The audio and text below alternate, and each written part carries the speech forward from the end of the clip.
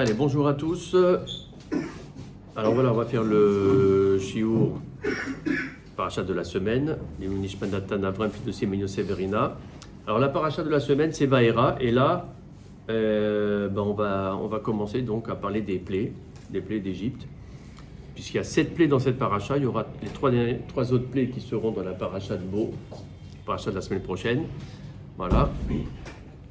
Et avant de parler des plaies, en fait, le thème du cours, ça va être les différentes formes de délivrance que la Torah nous parle, puisqu'on va voir qu'effectivement, Hachem, pour délivrer le peuple de l'Égypte, il va le faire de 3 façons.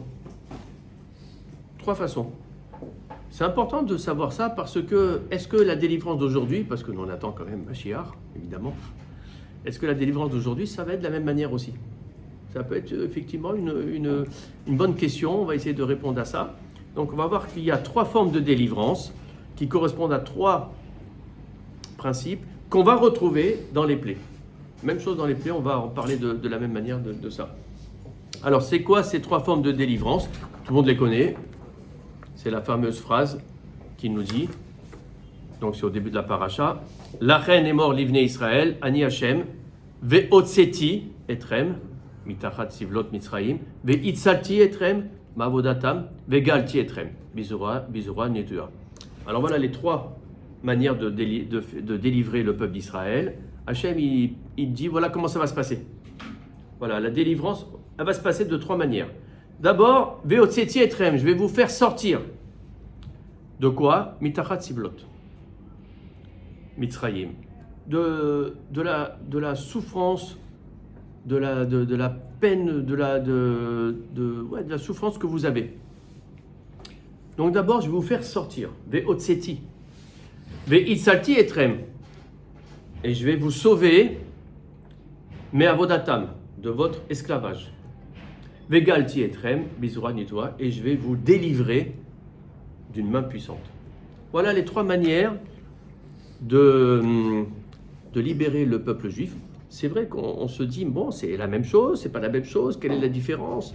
Donc c'est bien un petit peu de parler de ça, et en fait, on va voir que ces 3 manières de délivrer le peuple correspondent au passage dans Bereshit. Pour ça j'ai sorti le Sefer Bereshit, dans l'Erlecha, où à un moment donné, il y a Hachem qui dit à Avraham, qu'est-ce qu'il dit? Vayomer le Avraham, Yadoa Teda, voilà, sache que, qui guerre Yezaracha, que ta descendance sera étrangère, Be'eretz Lolaem, qui sera dans une terre qui ne sera pas la vôtre. Donc voilà, Hachem il est en train de lui dire, voilà comment ça va se passer. Tu vas avoir une très belle descendance. Abraham, il lui fait effectivement des choses magnifiques. Puis il dit à un moment donné, sache que ta descendance va être étrangère dans un pays qu'elle ne connaît pas. Va avadoum, et ils vont vous servir d'esclaves. Ve'inu otam. Et ils vont vous oppresser. Alors, en fait, on voit que les 3 thèmes, les 3 manières de délivrer sont là-dedans. Sont dans cette phrase. C'est marrant parce que c'était la paracha d'avant. C'était on va dire la prophétie que faisait Hachem, la prophétie, le futur que donnait Hachem à Abraham sur son peuple. Voilà qu'on est maintenant. Voilà, le peuple d'Abraham et de Jacob, il est en exil, effectivement, en Égypte. Et, alors c'est quoi ces 3 thèmes? C'est marqué d'abord, tu seras un étranger, guerrier Zaracha, ta descendance sera étrangère dans une terre que tu ne connais pas. Donc d'abord, tu seras étranger. Ensuite, on va te servir. Tu deviendras esclave. Et après, on va t'opprimer. Alors, c'est pas la même chose. Non, c'est pas la même chose. Être étranger dans une terre qui n'est pas notre terre, déjà, effectivement, c'est pas évident. On le sait, hein. C'est vrai. Il vaut mieux être chez soi que chez les autres qu'on ne connaît pas. En plus qu'on ne connaît pas, c'est marqué. Donc déjà, être étranger, c'est quelque chose. Maintenant, être esclave, c'est autre chose. Tu peux être esclave et être dans ton pays. Tu peux être étranger et ne pas être esclave. Donc c'est quelque chose encore de supérieur. C'est-à-dire d'abord vas être étranger. Après on va te servir. Tu vas devenir un esclave. Donc deviens quelque chose d'encore plus difficile. Et après, on va t'opprimer. Que c'est marqué Ve'inu otam. C'est le inouï, l'oppression. Parce que être esclave, c'est pas nécessairement être opprimé. Un esclave ivri, on sait c'est marqué dans c'est Maseret Kedushin, c'est dans Kedushin qu'on parle de ça. C'est marqué Mikone Eved ivri. Alors on parle de l'esclave juif, hein, évidemment, mais bon, c'est le cas là. Mikone Eved ivri, Kegone Adom Leasmo. C'est comme s'il s'achetait un maître à lui-même, parce qu'il y a tellement des devoirs, etc. Le Eved ivri, c'est vrai qu'il n'a plus la main sur lui. Tout ce qu'il doit faire, c'est pour son maître. Mais son maître doit le nourrir comme lui se nourrit. C'est pas qu'il a un repas moindre. Il doit manger, si le maître il mange du foie gras, il doit manger du foie gras. Si, il doit le vêtir comme il se vêtit le maître. Il doit lui mettre le même lit que son maître. Là, non. Là, vous allez être étranger. Vous allez servir, et en plus de ça, vous allez être opprimé. C'est-à-dire qu'on va vous mettre une charge supplémentaire dessus qui fait que vous allez souffrir. Voilà les trois choses que Hachem a promis à Abraham, enfin qui a prédit à Abraham concernant sa descendance. Et voilà, effectivement, ce qui s'est passé en Égypte. En Égypte, c'est ce qui s'est passé. Bien sûr qu'ils étaient étrangers. Après, ils sont devenus esclaves. Et après, ils ont eu une oppression, puisqu'on l'a vu dans la paracha de la semaine dernière. Voilà que Pharaon a été encore plus dur et qu'il leur a obligé de travailler encore plus la nuit pour fabriquer avec la paille les briques, etc. Donc l'oppression était de plus en plus forte. Donc de là, on voit que pour délivrer le peuple, il a fallu passer par 3 étapes. Hachem, il prévient, il dit, voilà, je suis obligé de passer par 3 étapes, tellement vous avez été atteint à tous les niveaux. D'abord, on va commencer par la chose la plus difficile, la plus dure pour vous, c'est l'oppression. C'est-à-dire que là, on revient à l'envers, là, par rapport à effectivement ce qu'il avait dit à Abraham. Ça veut dire quoi? Ça veut dire que d'abord, on va vous enlever toute la pression que vous avez eue. Et ça, c'est Ve'otseti, c'est ce qui a marqué, Ve'otseti etrem mitahat sivlot misraïm. On va vous faire sortir, je vais vous faire sortir de toute cette oppression que vous a fait l'Égypte. Sivlot, ça veut dire que vous avez été accablé, effectivement. Après, Veitzalti, ça je vous sauverai. De quoi? C'est de la servitude. De la servitude, parce que là, après l'oppression, qu'on va enlever l'oppression, une fois qu'il n'y aura plus l'oppression, il faut qu'il soit libéré, que le peuple soit libéré de la servitude. Donc après, deuxième étape, Veitzalti, je vais vous sauver de la servitude. Et enfin, Vegalti, je vous délivrerai de quoi? De la guéroute, du fait que vous étiez étranger dans un pays qui n'était pas le vôtre. Donc voilà les 3 étapes. Et après, qu'est-ce qui a marqué? Et après, il y a marqué Velakarti, la femme. Et je vous prendrai. Et je vous prendrai. Une fois qu'il y a ces 3 formes d'étapes de libération qui sont faites, et que là, le peuple, il est vraiment libéré totalement de l'oppression, de la servitude, et du fait qu'il était étranger, il va sortir de ce pays qui est comme ça, il n'est plus étranger. Alors, Vela Quartier Etrem, alors je vais vous prendre. Ça veut dire quoi ça? Pourquoi c'est en plus ça, Vela Quartier Etrem? Tu nous montres comment tu vas nous sauver. Et Zéo, tu as besoin de dire Vela Quartier Etrem. En fait, l'histoire, elle est belle, c'est que un peuple comme quel que soit le peuple ou quel que soit l'individu, quand il est dans cet état-là d'oppression, de servitude et d'être étranger aussi dans une terre qui n'est pas la sienne, tu le libères de tout ça, petit à petit, donc, comme on a vu, en 3 étapes. Il se retrouve comme nu, c'est-à-dire il ne sait plus où aller, il n'a plus de repères, il n'a plus machin, parce que mine de rien, vous savez, c'est connu, hein, quand on était même enfermé par des geôliers pendant plusieurs années, c'est très dur après de ne plus dépendre de ce geôlier parce que tu étais habitué à vivre comme ça. Tu étais habitué. C'est connu ceux qui ont été qui ont été prisonniers par des gens pendant 10 ans. Quand ils se sont libérés, c'est très très compliqué. C'est psychologiquement. C'est connu. Ils étaient. Voilà. Donc là, la Torah elle te dit, une fois que Hachem il va vous libérer de ces 3 étapes-là, tout de suite, Véla Karti Etrem, je vais vous prendre. Pourquoi? Parce que le peuple d'Israël, à ce moment-là, du coup, il devient complètement nu. Il n'a plus de repères, il ne sait plus où aller. Il faut tout de suite qu'Hachem, il s'occupe de ce Ham Israël et qu'il le met dans la bonne voie. C'est-à-dire Torah et Mitzvot. Et ça, c'est très important. Vous savez que ces 4 formes, enfin ces 3 formes de délivrance plus Véla Karti, bien sûr, on en fait référence à Pessah avec les 4 verres de vin que l'on boit, les 4 coupes de vin. C'est ça, les 4 coupes de vin, c'est ça, c'est quoi?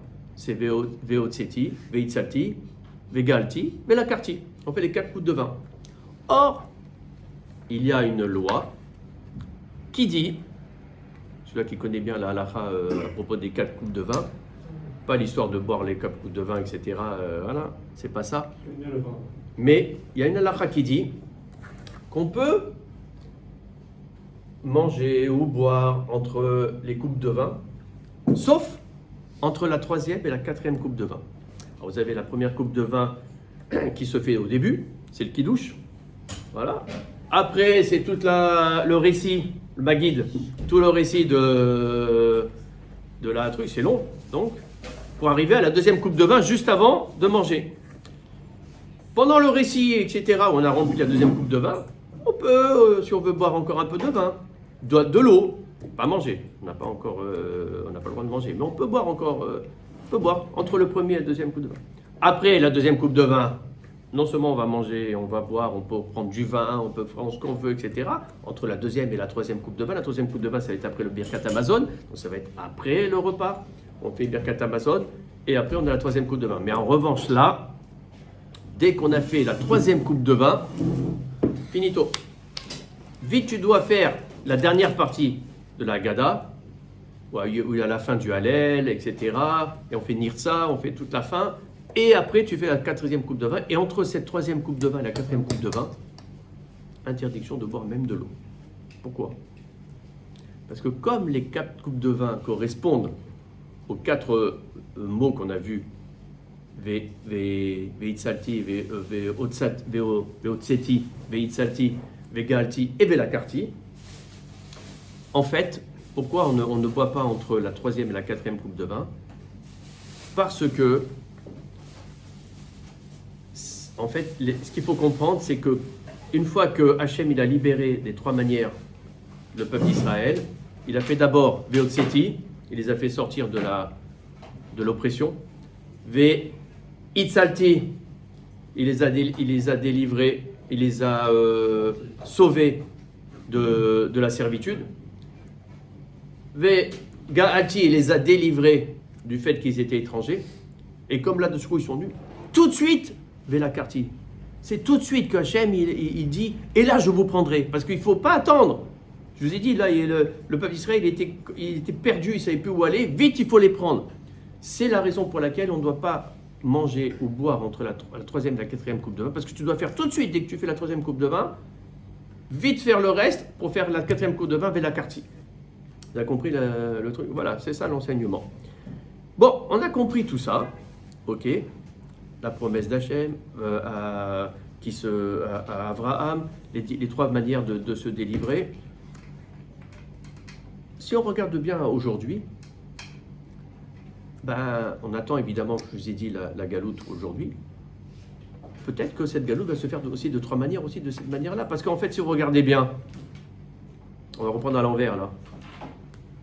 La guéroute, le fait qu'on est étranger dans une terre qui n'est pas la nôtre. Mais ça veut dire quoi étranger, être étranger? Être étranger, c'est quoi? C'est étranger par rapport vis-à-vis d'Hachem. C'est-à-dire qu'on s'est éloigné d'Hachem. On est trop éloigné d'Hachem. C'est ça, être étranger. C'est ça, quand la Torah elle te dit tu es trop étranger. Alors, pour te libérer et avoir Mashiach, il faut d'abord qu'on se libère de ça. Il faut qu'on se libère de ces clipotes que l'on a qui fait qu'on est trop éloigné d'Hachem. Donc, le premier travail, ça va être effectivement de nous libérer de ça.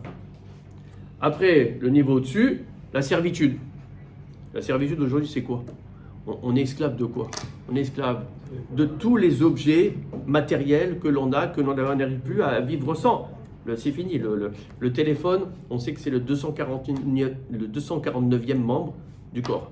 On sait que quand on n'a pas le téléphone, c'est comme si il nous manquait une main ou un bras ou un pied ou un truc. C'est fini, on ne peut pas. C'est impossible. Ça n'existe pas. La voiture, on ne peut plus maintenant être sur la voiture. Tous les objets qui n'existaient pas avant, on n'avait plus besoin avant de tout ça. Hein. On vivait sans. Hein. Là, on s'est complètement esclavagé avec ça. C'est fini. Ouais, la libération. Le Mashiach, il va venir, mais il va d'abord nous nettoyer de ce niveau-là. C'est obligatoire. Il va falloir qu'on trouve la solution. Mais, parce qu'on se dit comment on va faire, on ne peut plus vivre sans ça. Mais c'est ça. Ah si. Bah, au Hachem. On a le Shabbat qui nous libère de ça. Le Shabbat, on arrive, même le fumeur, il arrive à vivre sans une cigarette. Un fumeur qui prend deux paquets par jour, le Shabbat, il arrive. Parce que là, cette force du Shabbat, vous savez que le Shabbat, c'est 1/60e du Gan Eden. Ouais. Ça veut dire qu'on est tellement, on se rapproche bien d'Hachem. Ben voilà, quand on se rapproche d'Hachem, regardez, on peut se libérer. C'est fort, hein. On peut être asservi de tous nos appareils modernes qui nous rendent complètement esclaves. On arrive, le Shabbat. Oui, c'est possible. On le vit à Shabbat, on le vit. Bien sûr. Tout s'arrête. Ouais.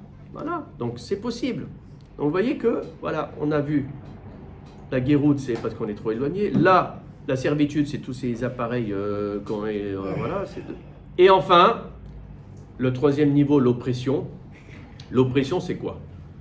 Quand on est opprimé aujourd'hui, dans le monde moderne d'aujourd'hui, c'est quoi l'oppression ? On voit les gens qui ont envie de se suicider, les gens qui sont toujours tristes, qui sont machin. C'est quoi ? Parce qu'ils sont opprimés des histoires qu'ils ont dans leur tête, qu'ils ont créées eux-mêmes. C'est quoi ? Ça peut être aussi des problèmes familiaux. C'est trop de pression de la famille, qu'il faut s'occuper de la famille, je peux plus supporter les enfants, les machins, les trucs, la femme, le machin. Mais le mec, c'est parce que c'est lui, ça va pas dans sa tête. Parce que c'est justement, c'est une bracha, ça, la famille. C'est que des bonnes choses.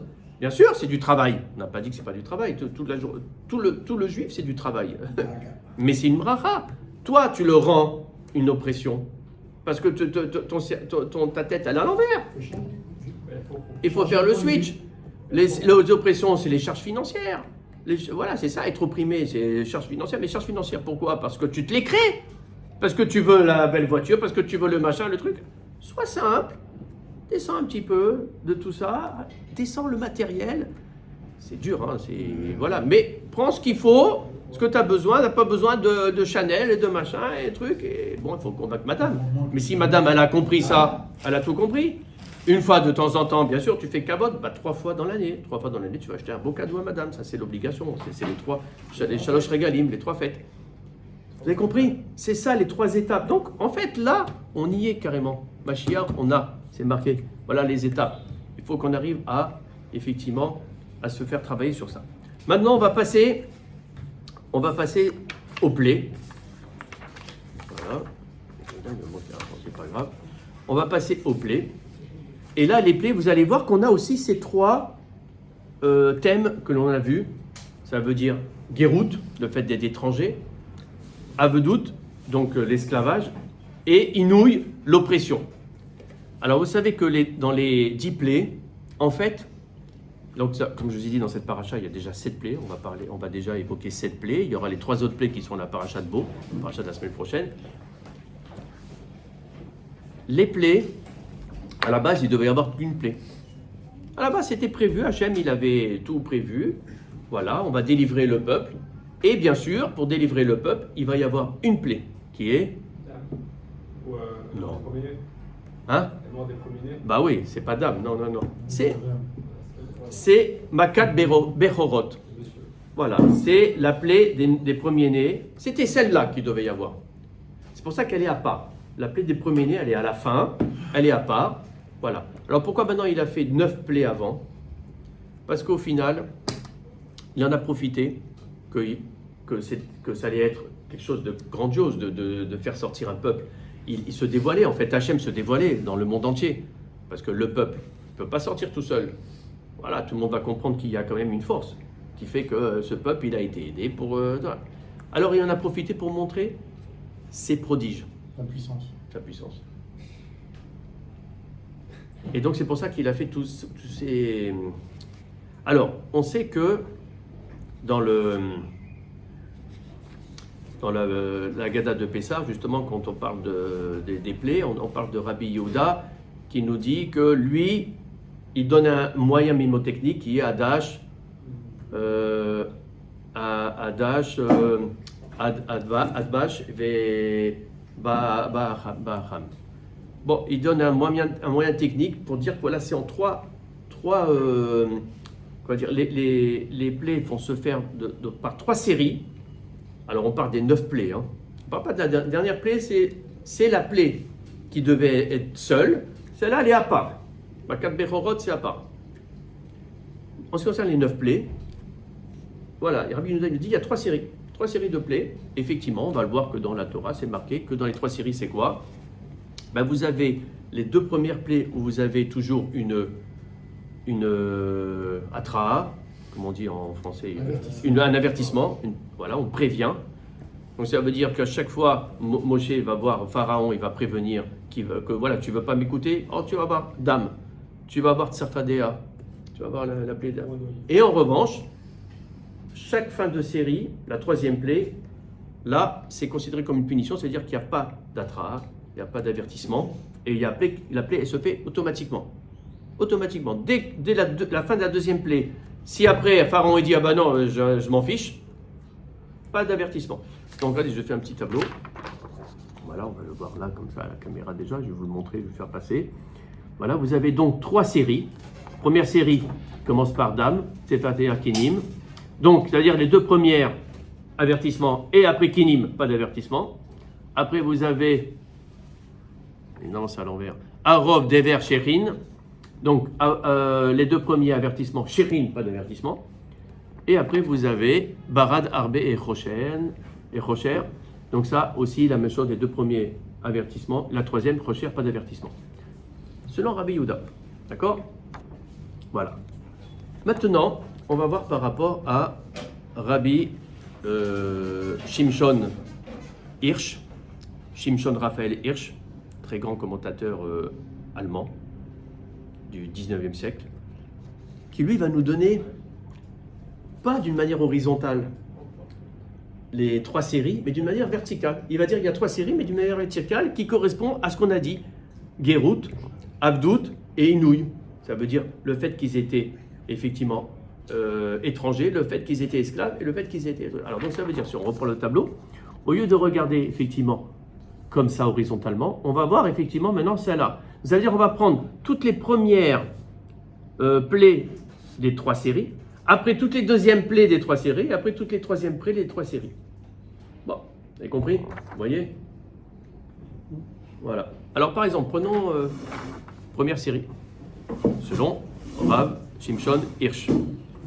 Alors là, il nous dit que les 3 premières, les premières plaies des 3 séries de Rabbi Yehuda, ça correspond à Gérout, ça correspond au fait qu'ils étaient étrangers. En fait, c'est Mida Keneged Mida. Hachem, il va rendre la monnaie de la pièce aux Égyptiens. Ce qu'ils ont fait les Égyptiens au Ham Israël, il va leur faire faire. Comme ils étaient effectivement, ils étaient étrangers, les Égyptiens ont bien montré que c'était des étrangers, donc c'était on va dire des secondes classes, voilà, par rapport aux Égyptiens. Alors Hachem, il va leur faire la même chose. Alors comment? On va voir. La première plaie de la première série, c'est Dame. Dame, c'est le sang qui a été surtout dans le Nil, mais on sait que c'est dans tous les eaux des Égyptiens, ça s'est transformé en Dame. Le Nil, c'est quoi? Ouais, mais ça représente quoi pour l'Égypte? Le Dieu, mais c'est en fait, c'est toute la force de l'Égypte. C'est-à-dire, l'Égypte, elle est l'Égypte grâce au Nil. Parce que le Nil, il amène toute l'abondance. Toute la parnassa. C'est le Nil. Si vous regardez bien, effectivement, la vue d'en haut hein, de la carte, par exemple, quand vous êtes dans l'avion, vous voyez effectivement d'en haut, c'est jaune quand c'est le désert, c'est vert quand il y a de la végétation. Et on voit que tout le tour du Nil, c'est vert. Il n'y a pas de désert, c'est vert, c'est l'abondance. Parce que le Nil arrose la terre. Il n'y a pas besoin d'attendre la pluie. C'est leur Dieu, mais c'est surtout ce qui symbolise. Alors, du jour au lendemain, le Nil, c'est plus le Nil. Il devient du sang. C'est plus le Nil. Du jour au lendemain, quoi, c'est comme si c'était plus chez eux. C'est plus l'Égypte. Donc déjà, voilà, on voit que Dame, ça va effectivement faire un travail sur les Égyptiens pour qu'ils se rendent compte que eux aussi, ils ne sont pas chez eux. Voilà, regarde, c'est plus chez vous. L'Égypte, c'est pas chez vous. Non, la première plaie de la deuxième série, c'est Arov, les bêtes féroces. Les bêtes féroces, il faut savoir que les bêtes féroces, jamais elles vont oser aller vers des habitations. Jamais. Même si c'est une bête féroce, elle connaît ses limites. Elle va toujours rester à la limite, elle ne va jamais rentrer, effectivement. Il y a quelque chose qui fait qu'elle reconnaît l'être humain, elle ne va pas rentrer. Si elle rentre, la bête féroce, ce qui était le cas là, les bêtes féroces sont rentrées dans les villes, etc. et tout ça, c'est que tu n'es même plus chez toi. Ça y est, les bêtes féroces sont venues, elles n'étaient même plus chez toi, et c'est comme si que toi tu étais un étranger. C'était quoi les bêtes féroces? C'était les lions, les trucs, tout ça, voilà. Voilà. Donc voilà, la première plaie de la deuxième série, même chose. Même chose. D'un seul coup, c'est plus chez eux. Et la première plaie de la troisième série, Barad. Alors Barad, c'était pas que de la grêle. C'était de la grêle avec du tonnerre, des trucs. C'est marqué qu'il y a eu une fois en Égypte, et il n'y aura plus jamais de toute l'existence terrestre. Tellement que c'était... Alors déjà, la grêle en Égypte, hein, c'est comme nous, la grêle en Israël, c'est rare. La neige, non, la neige, ouais. La grêle, mais la vraie, la grêle et tout. Mais là, c'était de la grêle qu'ils n'ont jamais vue. Le truc et tout. Donc tu te dis, oh, tu es en Égypte, tu es où là? Tu n'es pas en Égypte. Tu es où? Tu es ailleurs. Tu es en Europe, mais pas en Égypte. Voilà.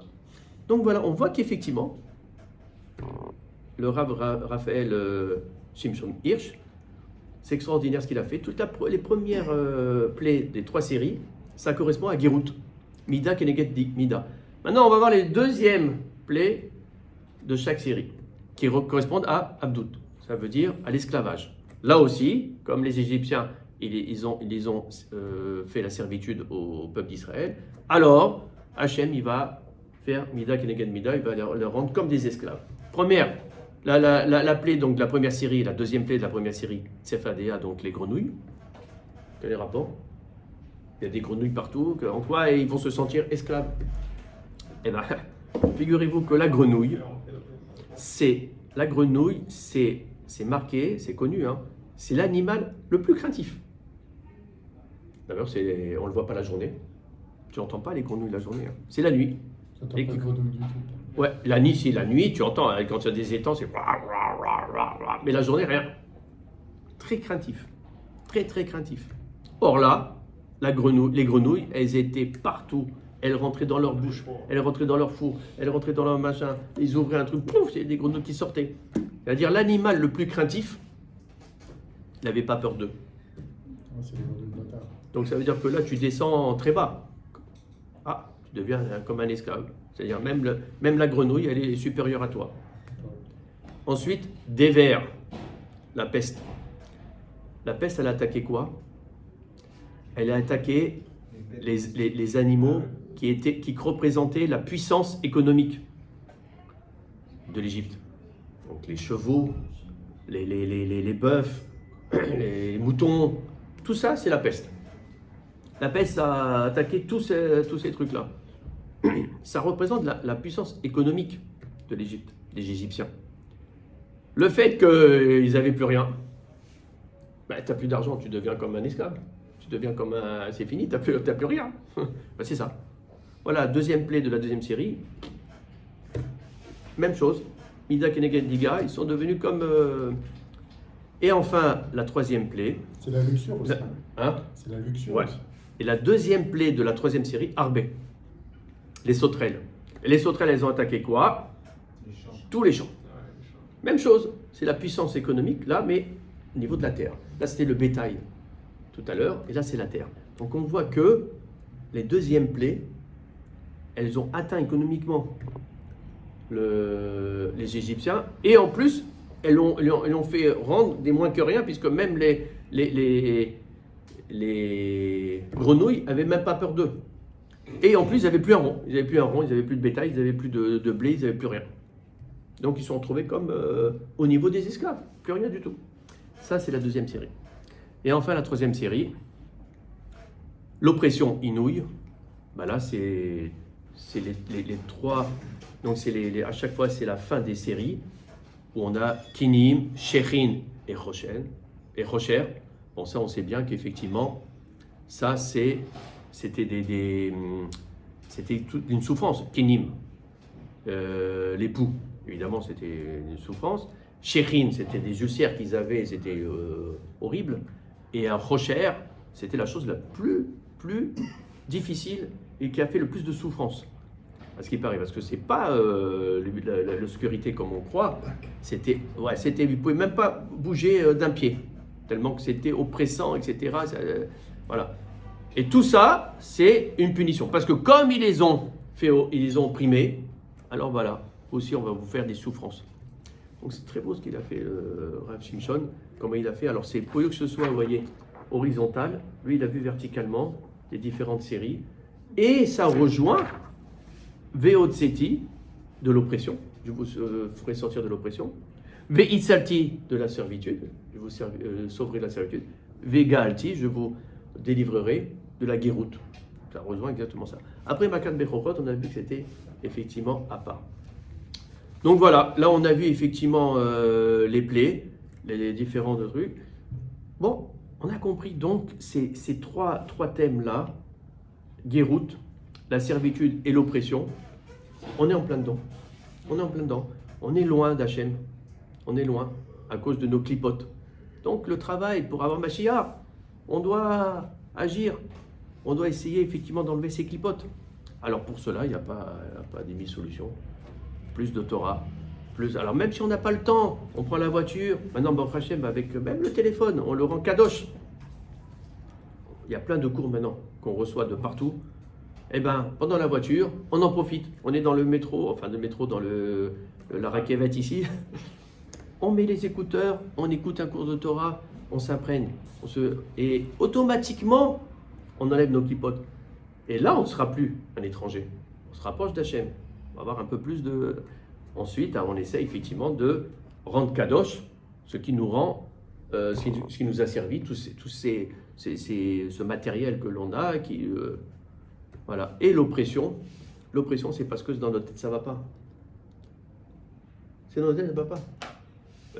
Les grands tzadikim, les grands sages, eux, les Breslev, etc., bon, eux, ils sont toujours dans la joie. C'est marqué mitzvah gedol liot besimcha tamid.